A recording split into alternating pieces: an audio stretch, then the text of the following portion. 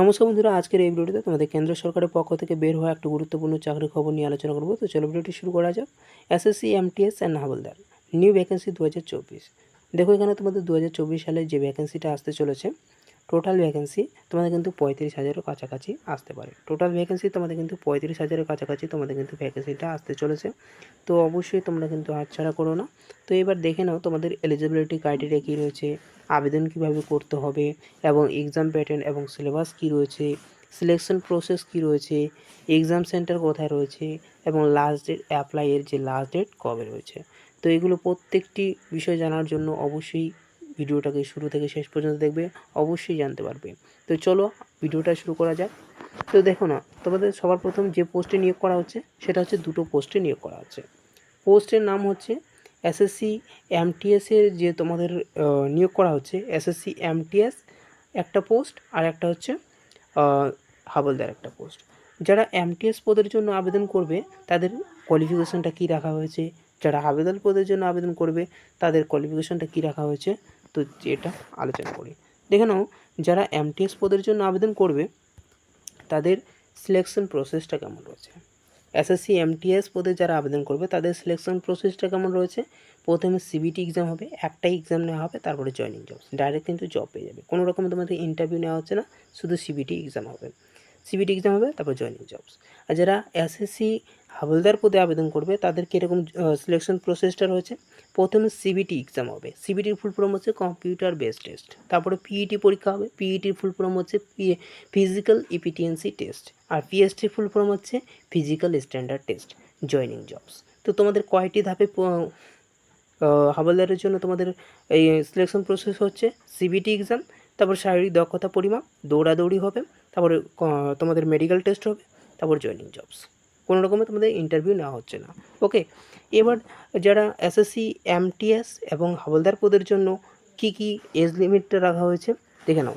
যারা UR candidate মানে general candidate রয়েছে তারা কিন্তু 18 থেকে 25, কোনো পোস্ট রয়েছে 18 থেকে 25, আর কোনো পোস্ট রয়েছে 18 থেকে 27 বছর পর্যন্ত অ্যাপ্লাই করতে পারছো, যারা ইউআর ক্যান্ডিডেট জেনারেল ক্যান্ডিডেট।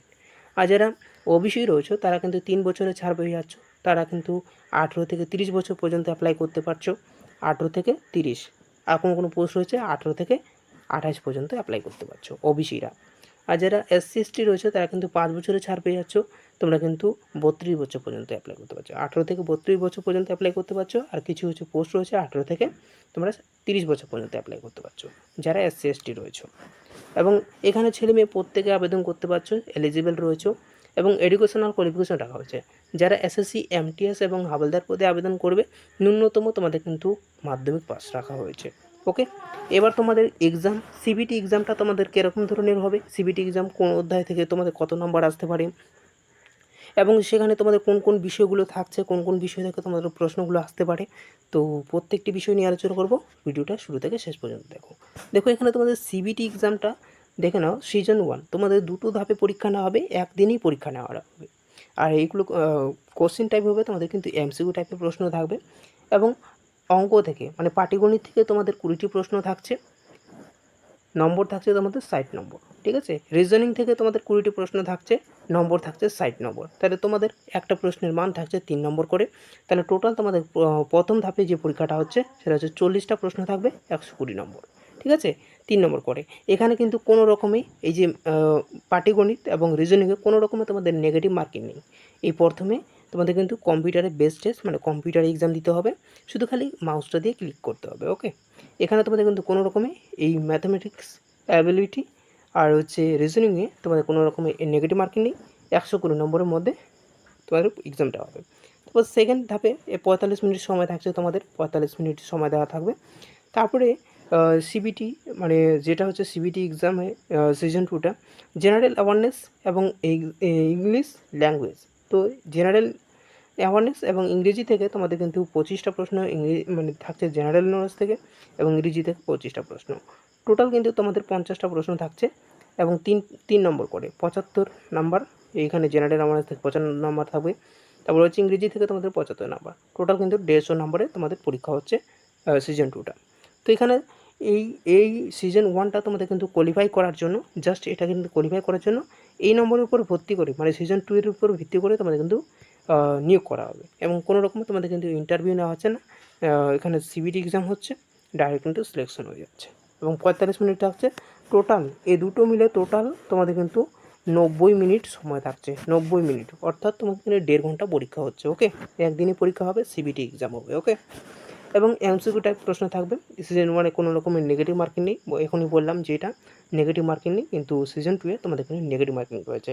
একটা ভুল করলে 1 নম্বর কেটে নেওয়া হবে, আর একটা প্রশ্নের মান তোমাদের কিন্তু 3 নম্বর করে। ওকে, এবার চলে আসছি নিচের দিকে, যেটা হচ্ছে হাবলদার পদের জন্য যারা আবেদন করবে। যারা হাবলদার পদের জন্য আবেদন করবে তাদের কিন্তু পরীক্ষা হবে, সিবিটি এক্সাম হবে, তারপর পিইটি, তারপর পিএসটি হবে। আর যারা এমটিএস পদে আবেদন করবে তাদের কিন্তু একটাই পরীক্ষা হবে, সেটা হচ্ছে সিবিটি পরীক্ষা হবে, তারপর ডাইরেক্ট জয়েনিং জবস। তো বলে দিলাম। এবার হাবলদার পদের জন্য যে শারীরিক দক্ষতাটা রাখা হয়েছে, পিইটি যে রাখা হয়েছে, দেখো পিইটি মানে এখানে তোমাদের দৌড়াদৌড়ি হবে। এবার দৌড়াদৌড়ি দেখো, এখানে ছেলেদের ক্ষেত্রে যারা ইউআর ক্যান্ডিডেট মানে জেনারেল ক্যান্ডিডেট রয়েছে 15 মিনিটে 1600 মিটার দৌড়াতে হচ্ছে। আর যারা মহিলারা রয়েছে জেনারেলদের ক্ষেত্রে 20 মিনিটে তোমাদের কিন্তু 20 মিনিটে 1 কিলোমিটার দৌড়াতে হচ্ছে, 20 মিনিটে 1 কিলোমিটার দৌড়াতে হচ্ছে। আর যারা জেনারেল ক্যান্ডিডেট রয়েছে, জেনারেল ক্যান্ডিডেটে তোমাদের যে হাইটটা লাগছে, জেনারেল ক্যান্ডিডেট সিএসটি তারপর হচ্ছে ওবিসি ক্ষেত্রেও একই লাগছে, ঠিক আছে, 157.5 সেমি, 157.5 সেমি। আর হচ্ছে মহিলাদের কিন্তু 152 সেমি। এবার ছাতি তোমাদের কিন্তু পুরুষদের ক্ষেত্রে ছাতি লাগছে তোমাদের যে বুকটা এমনি 81 লাগবে, তারপরে হচ্ছে 86 ফুলিয়ে লাগবে।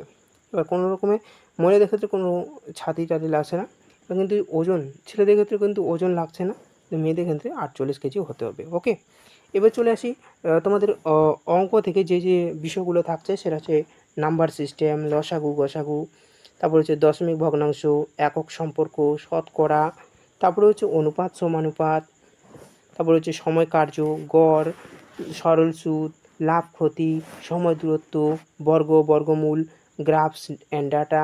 তারপর রিজনিং থেকে যেগুলো থাকছে তোমাদের সংখ্যা শ্রেণী, বর্ণ শ্রেণী, সাংকেতিকরণ, অসাংকেতিকরণ, সাদৃশ্য, দিক নির্ণয় সংক্রান্ত সমস্যার সমাধান বিশ্লেষণ, বয়স গণনা, ক্যালেন্ডার এবং ঘড়ি, প্রতিবিম্ব, চিত্রদল গঠন, জ্যামিতিক চিত্র গণনা।